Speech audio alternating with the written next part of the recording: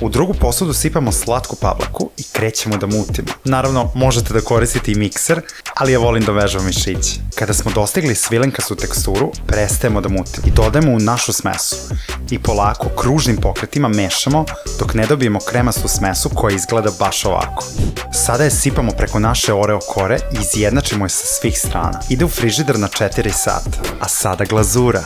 Na srednjoj vatri zagrejemo slatku pavlaku. Mešamo i čim vidimo mehuriće, odmah sklonimo sa vatre. Dodajemo iseckanu čokoladu i krećemo da mešamo. Ubrzo ćemo dobiti najlepšu čokoladnu glazuru.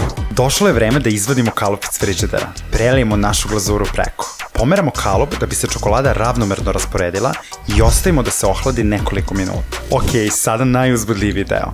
Spremni smo da izvadimo kolač iz kalupa. I misija uspešna. Ostaje samo da ga isečemo na željene komade i uživamo u bogatom ukusu čokoladnog cheesecake. Morate da ga probate. Prijatno!